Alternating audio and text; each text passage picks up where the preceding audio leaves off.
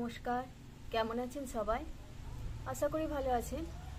কিন্তু আমাদের মনের অবস্থা আজকে একেবারেই ভালো নেই। আর কেন ভালো নেই সেটা তো টাইটেল দেখেই আপনারা বুঝতে পেরেছেন হয়তো। আমাদের ভাই আজকে আমাদেরকে ছেড়ে না ফেরার দেশে চলে গেল। আজকে ভীষণই মন খারাপ। আজকে মারা যায়নি ভাই, ভাই মারা গেছে বৃহস্পতিবার। মানে ওরা বুধবার দীঘা গেছিল বেড়াতে,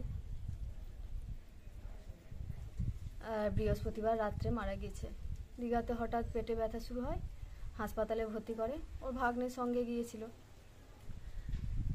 দিয়ে হাসপাতালেই মারা যায়।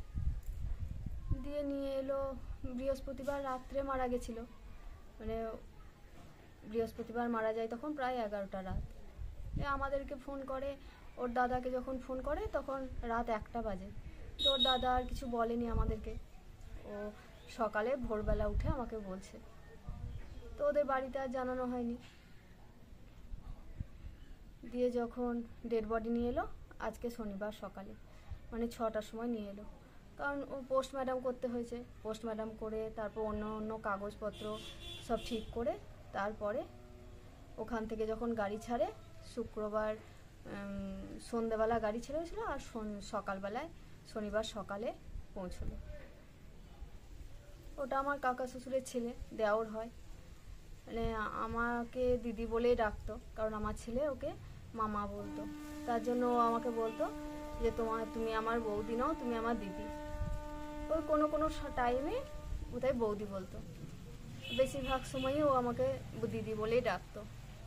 এত আজকে খারাপ লাগছে, মানে ভিডিও আজকে করতে ইচ্ছে করছে না, কিন্তু আপনাদের সঙ্গে যখন সব কিছুই আমাদের শেয়ার করি তখন ভাবলাম এই ঘটনাটাও শেয়ার করি।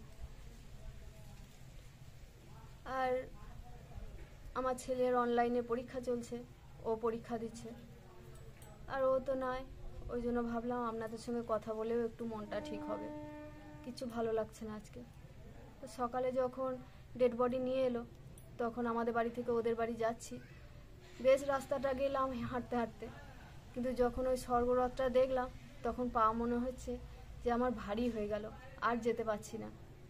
তখন আর ওই বাড়ি কী করে ঢুকবো, কী করে ভাইয়ের মুখটা দেখবো, তখন আর বুঝতেই পারছি না। এই বুকটা তখন ধরপড় ধরপড় করছে আমার, কেমন করতে লেগেছে শরীর, মনে হচ্ছে ওখানেই বসে যাব, আর পারবো না যেতে। মানে এত খারাপ লাগছে, যে ছেলেটা আনন্দ করে দীঘা বেড়াতে গেল সে ডেড বডি হয়ে এলো।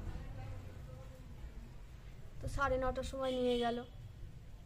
তারপরে কাকিমার কাছে একটু বসলাম, কাকিমার মুখের দিকে তাকানো যাচ্ছে না।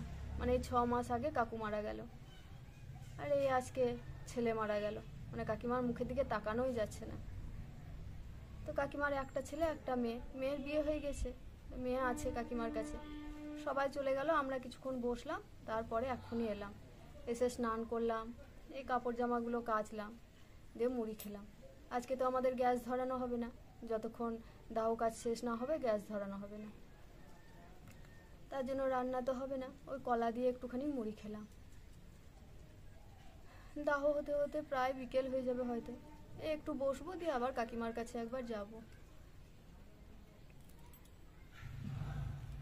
ঠিক আছে তাহলে বন্ধুরা, ভিডিওটা আমি এখানেই শেষ করছি, আর কথা বলতে পারছি না। আর হাওয়াও দিচ্ছে প্রচণ্ড ছাদে, এবার নিচে যাব। ঠিক আছে।